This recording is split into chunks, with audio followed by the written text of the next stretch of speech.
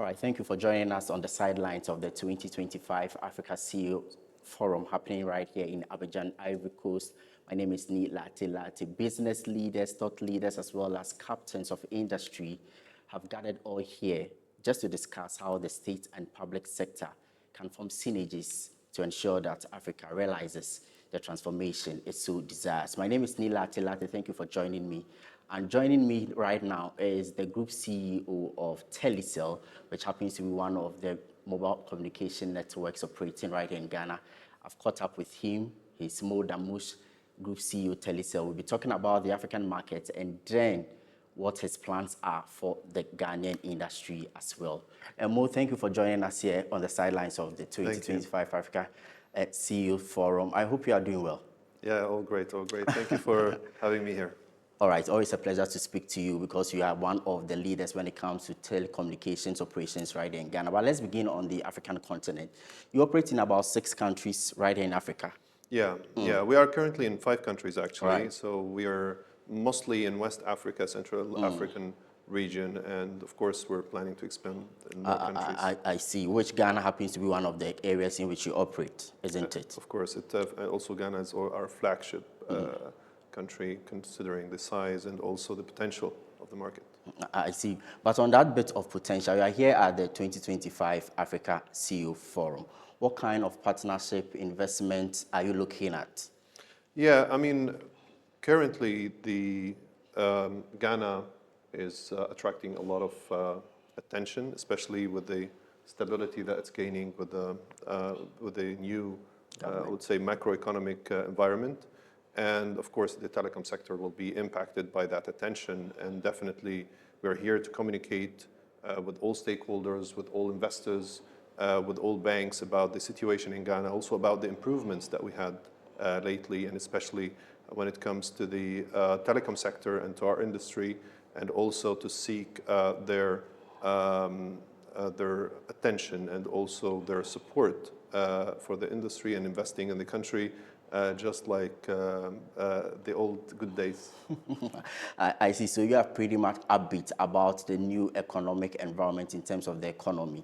Yeah. But we'll be delving deeper into Ghana. But I just want to pick your thought briefly on this. You happen to operate in an industry which has a very significant, infrastructure deficit. If you look at the capital intensity of infrastructure in Africa, what picture do you see and how are you dealing with that? Yeah, I mean, it's a general issue all over the continent, and in Ghana specifically as well. There is a gap in infrastructure investment.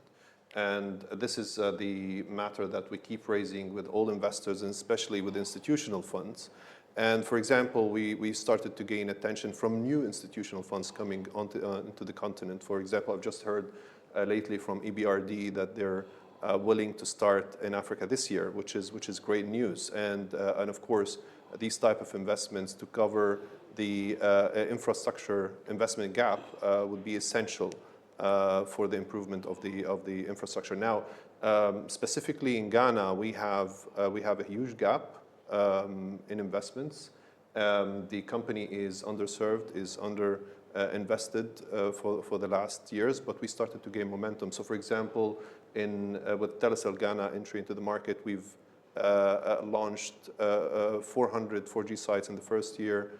Last year, we've launched another 300 4G sites, which is the largest expansion that happened in the last at least 7 years when it comes to the 4G implementation.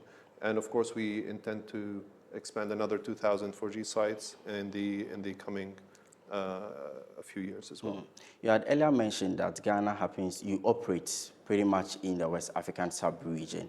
And so based on this infrastructure conversation we're having, last year I remember quite well that you secured some $20 million in terms of investment to expand in West Africa, which Ghana happened to be one of the beneficiary countries.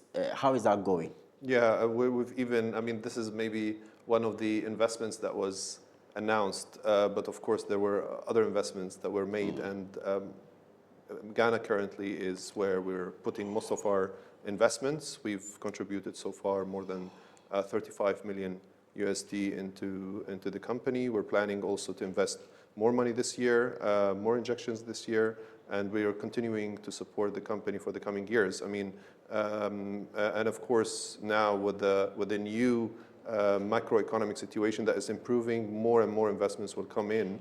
And of course, our contribution would be covering the gap that is required by the company in order to expand its network. $35 million investment in Ghana, you say, and you want to take advantage of the stability in the macro environment and so for the ordinary Ghanaian investor and for your organization, if you are to look into the crystal ball, what are the plans really for the Ghanaian telecommunications sector, specifically with Telecel in mind? Yeah, I mean, the country is data hungry, and the digital evolution in Ghana is faster than the infrastructure development, and this is a gap that we need to catch up with, and this is the most important thing.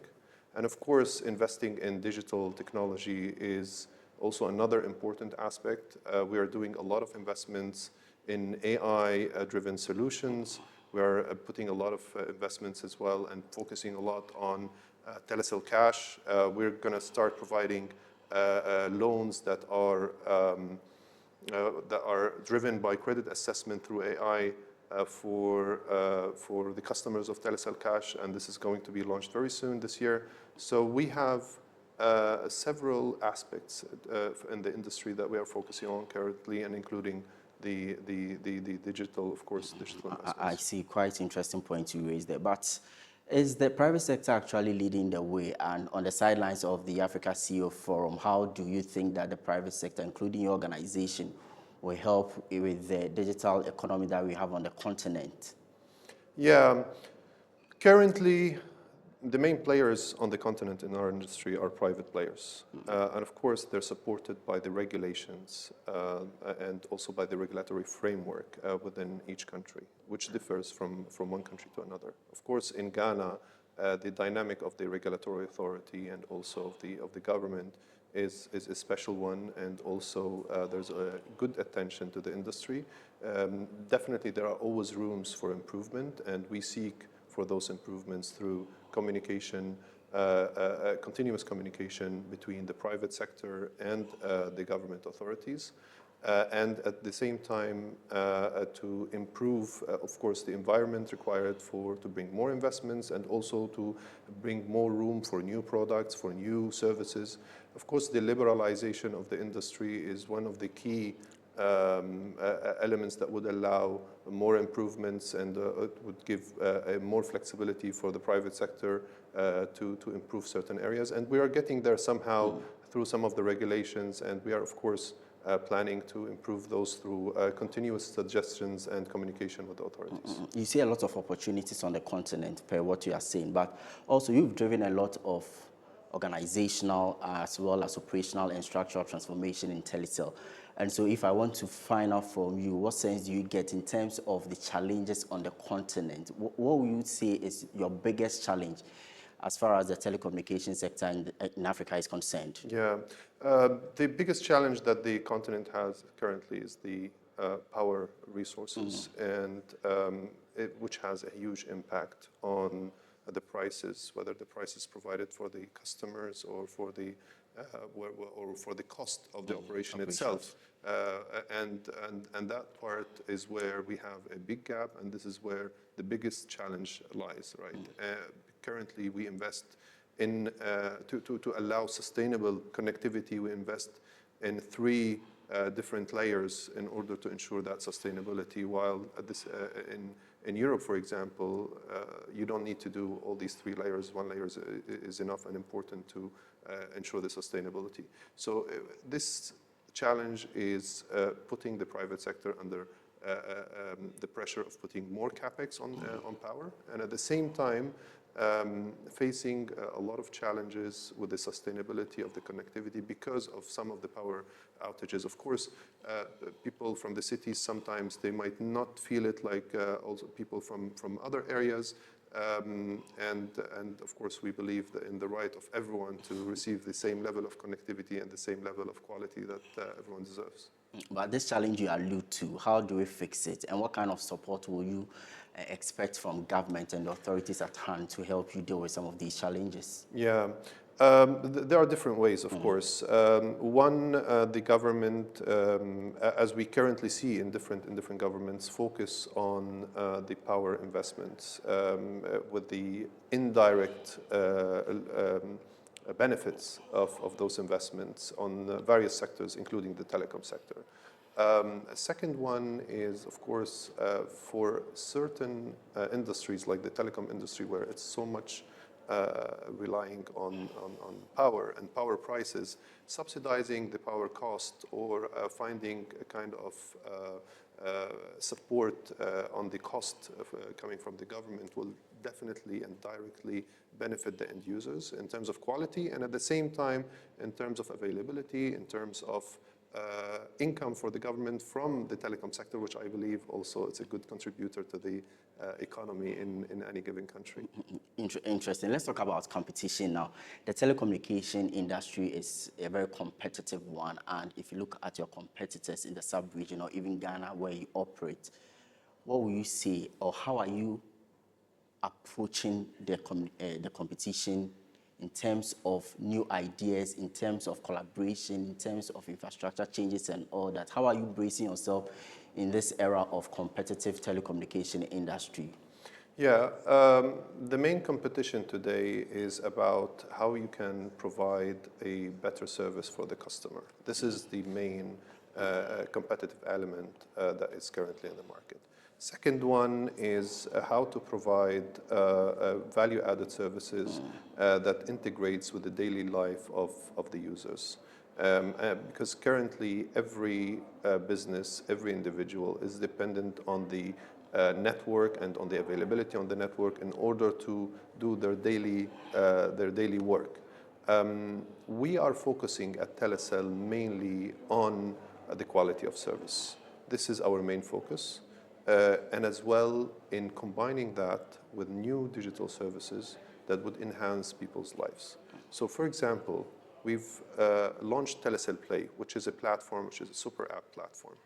Every quarter, there's a target at Telecel to add a new service that impact the daily lives of the people that are using and the customers that are using this platform. Today, for example, we've identified there is a good and a big need for microcredits in the e-hailing services, for example. With the e-hailing microcredit for the drivers, we would allow a better economy and also a more people signing up on the e-hailing and improving the transportation in the country simply through a simple idea and a digital service that is provided to the customers of the e-hailing. And this applies, of course, on different other sectors. And this is the niche that we keep looking for in every single service that we provide. And of course, within Telecel Group, we have a Telecel AI team, which is the innovation core of our group, who continuously work on the research and development to come up with these products and provide them to our customers. I see. Damush is a group CEO of Telecel, and I've caught up with him here at the 2025 Africa CEOs Forum happening right in Abidjan, Côte d'Ivoire. My name is Larte. We'll be talking about the telecommunication industry in Africa, but I want us to come down home to Ghana, where you have your interest at heart. I also have an interest at heart because I am a Telecel consumer. So it's been 2 years since you came onto the Ghanaian market, you're taking over from Vodafone Ghana, rebranding and all of that. In your first 2 years of operation in Ghana, how will you say the industry has treated you? Yeah, I mean, despite the challenges that Ghana had in the last 2 years, we've been able to improve the network, one by expanding to 700 sites of 4G. Where was it before you brought it to this particular size? So before that expansion, in the 2 years before, there were less than 100 sites that were launched on the 4G. In 2 years after, we launched 700 sites. So that's the comparison. Of course, the gap is still there. We still have another 2,000 sites to cover in order to solve the congestion and also to serve the data-hungry market. And that's why we are focusing currently on on the expansion of 4G. Of course, the allocation of spectrum will be very helpful to improve and to accelerate that expansion, but we are continuously working on this. I see. I quite remember when you took over in your earlier conversation with the media, you said that you were promising a lot of Ghanaians improved connectivity in terms of the service delivery that you provide. Of course, you also mentioned 4G, which you say that you've expanded, but in terms of the quality of service, have you improved it, or you are on your course to achieving that? Yeah. It depends on which angle we are looking at. In terms of customer service, for example, we're the winners of Customer Service Index with a 75% score. So definitely that improved a lot. In terms of serving the customers with a better quality of service, this is an outstanding issue. It's improving, but still, it requires a lot of work. It's not something that can happen within a short period of time, but definitely this is our focus area. This is where we're focusing. The quality issue is a general issue in the market. And Telecel is one of the players that is focusing on resolving that issue. Now, of course, with the improvements that we're making this year, the customers are going to start feeling the improvement and the availability, the improvement in the availability, the speed of the network, and we expect by end of this year, the customers will actually be able to notice that improvement. Of course, from our side, looking at the service availability, we've improved the service availability, of course. But for the end user to feel that improvement, it takes some time until it reaches all the customers. I see, but aside from the connectivity issues, for a lot of Ghanaians, the big elephant in the room is the high cost of data. And so they are paying more for data. And of course, aside from the connectivity, they do not feel as if they are getting real value for their money. As Group CEO of Telecel, what assurance are you giving the Ghanaian public that going forward, you try as much as possible to beat down the cost of data? It's above you. Yeah. Well, of course, this is a topic that we keep looking at. One, from a competitive point of view, and second, from as well from improvement for the customer experience. In terms of pricing, if you look at the surrounding countries, Ghana is still the cheapest country and one of the cheapest countries in the world when it comes to data pricing. For example, I'll give a small example. If you look at here in Ivory Coast, for example, the cost per gigabyte is above $1 USD. In Nigeria, it's slightly higher than Ghana, where in Ghana, each gigabyte costs around 30 cents for the end user, right? Even in Nigeria, it's a slightly higher. We're talking about 38 cents per gigabyte. So if you look at the surrounding countries, you always find that that Ghana is one of the cheapest countries when it comes to data connectivity. But definitely, this would not stop us from trying to improve the prices. Now, to improve the prices, of course, we need to improve our cost elements, mainly the power, the equipment, and the supply of the equipment, and so on. And this is something that we are closely working with the authorities in order to improve that. Now, in Ghana, we've seen an excellent attention from the government to that part in particular.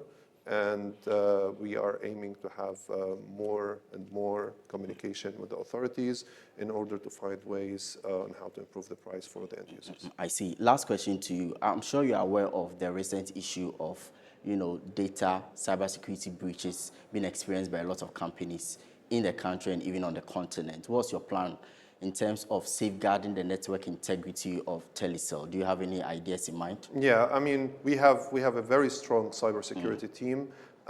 We never compromise on investment in the cybersecurity infrastructure that we have, and definitely we are doing everything possible in order to avoid such breaches.